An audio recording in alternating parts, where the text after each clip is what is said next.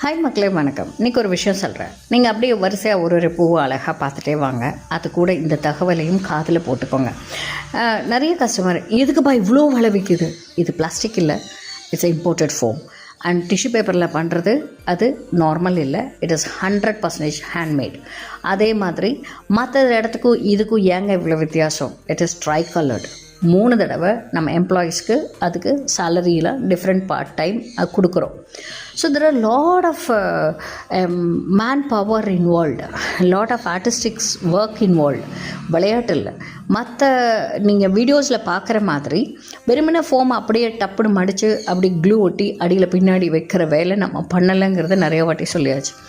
So எவ்வளோக்கு எவ்வளவு ஸ்ட்ராங்காக பண்ணணுமோ, எவ்வளோக்கு எவ்வளவு அழகாக பண்ணணுமோ, எவ்வளோக்கு எவ்வளவு லாங் டியூரேஷனுக்கு இருக்கிற மாதிரி பண்ணணுமோ அவ்வளோக்கு எவ்வளவு நம்ம மெனக்கெட்டு பண்ணிகிட்ருக்கோம். ஸோ ஹேண்ட்மேடுக்கு அதுக்கு உண்டான டைம் அண்ட் அதுக்கு உண்டான எஃபர்ட்டுக்கு அதுக்கு உண்டான ப்ரைஸ் இருக்குது. ஸோ நம்ம பிராண்டட் ஐட்டம் கேள்வி கேட்காமல் போய் வாங்குகிறோம். ஸோ என்னோடது ஒரு சேல் ஆச்சு அப்படின்னா, ஒரு ப்ராடக்ட் விற்றா அது சேல்.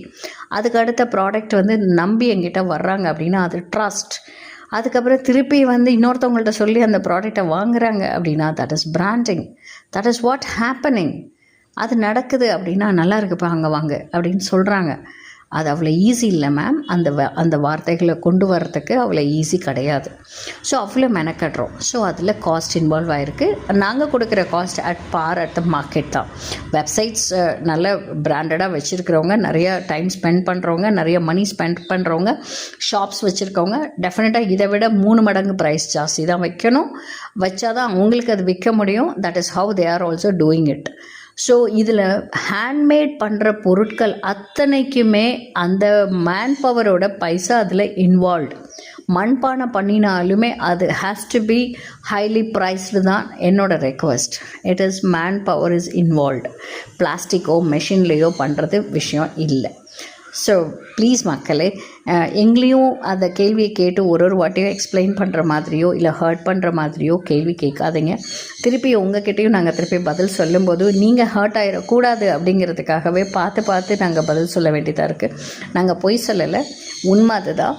சிலவங்க ரொம்ப கம்மியாக விற்கிறாங்க அப்படின்னா அவங்க தெரியாமல் கூட விற்கலாம். இல்லை ஒருத்தவங்க மட்டுமே ஹேண்டில் பண்ணுறதா இருந்தது அப்படின்னா அவங்களால அதை விற்க முடியும். ஆனால் அவங்களுடைய உழைப்புக்கான காசு அதில் போட்டிருக்காங்களா அப்படிங்கிறது இட்ஸ் அ குவெஸ்டன் மார்க்.